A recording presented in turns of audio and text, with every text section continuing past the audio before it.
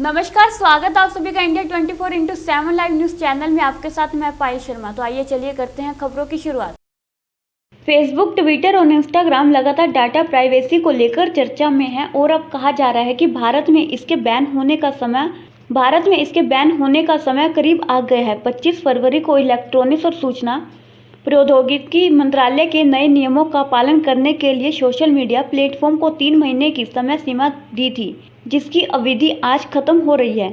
ऐसे में माना जा रहा है कि अगले 2 दिनों में इन ऐप पर बैन लग सकता है। केंद्र सरकार ने 25 फरवरी 2021 को भारत के इलेक्ट्रॉनिक्स और आईटी मंत्रालय की तरफ से डिजिटल कंटेंट को रेगुलेट करने के 25 फरवरी को इलेक्ट्रॉनिक्स और सूचना प्रौद्योगिकी मंत्रालय ने नए नियमों का पालन करने के लिए सोशल मीडिया प्लेटफॉर्म को 3 महीने का समय दिया था। सरकार द्वारा दिए गए आदेशों के तहत कंपनियों को कंप्लायंस अधिकारी को नियुक्त करना होगा। उनका नाम और कॉन्टैक्ट भारत का होना चाहिए। शिकायत समाधान, आपत्तिजनक कॉन्टैक्ट की निगरानी, कंप्लायंस रिपोर्ट और आपत्तिजनक सामग्री को हटाने जैसी चीजें शामिल हैं। इस नए नियम के तहत इसमें एक कमेटी का भी गठन किया जाएगा।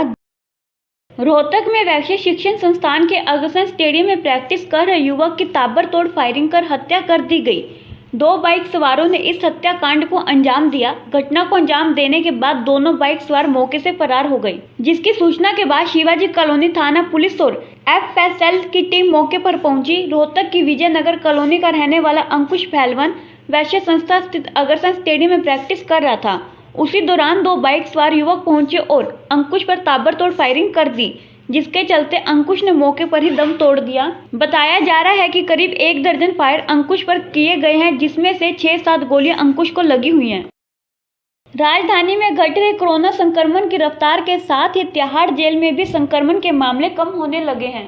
बीते दिनों में जेल के भीतर कोरोना का एक भी केस सामने नहीं आया है। जेल में जहां संक्रमित कैदियों की संख्या 375 पहुंच गई थी, वहीं घटकर 50 से भी कम रह गई है। जेल प्रशासन को उम्मीद है कि जल्द ही यह कैदी भी संक्रमण मुक्त हो जाएंगे। जानकारी के अनुसार बीते अप्रैल महीने में जब कोरोना के केस दिल्ली में बढ़ने लगे तो तिहाड़, मंडौली एवं रोहिणी जेल में भी संक्रमण बढ़ गया था। यहाँ न केवल कैदी बल्कि जेल कर्मचारी और डॉक्टर भी संक्रमित होने लगे थे। बीते 21 मई तक जेल में कुल 375 कैदी कोरोना से संक्रमित हुए थे। इनमें से 6 कैदियों की उपचार के दौरान मौत हो गई, जबकि 325 कैदी संक्रमण से मुक्त हो गए हैं। बीते 3 दिनों में जेल के भीतर कोरोना संक्रमण का कोई भी केस नहीं आया है। अभी ऐसे संक्रमित कैदियों की संख्या 50 से कम है, जिनका उपचार चल रहा है। जेल सूत्रों के अनुसार कोरोना संक्रमण को रोकने के लिए कोविड गाइडलाइंस का पालन सख्ती से किया जा रहा है। जेल के सभी कर्मचारी और कैदी मास्क लगा रहे हैं। सोशल डिस्टेंस का पालन करने के लिए जेल में इमरजेंसी पैरोल पर कैदियों को छोड़ा जा रहा है। जेल में आने वाले नए कैदियों को मंडौली जेल में 14 दिन के लिए क्वारंटाइन किया जाता है। इस दौरान अगर कोई संक्रमित हो जाता है तो उसका पता चल जाता है, उसका उपचार कराया जाता है, जबकि अन्य कैदियों को क्वारंटीन अवधि खत्म होने पर नियमित जेल में भेज दिया जाता है। पंजाब के मंडी गोविंदगढ़ के गांव अजनाली में रहने वाला पटियाला का एक युवक काफी समय से देह व्यापार का अड्डा चला रहा था। यहां पर पंजाब के अलावा बाहरी राज्यों से महिलाओं को बुलाकर देह व्यापार का धंधा करवाया जा रहा था।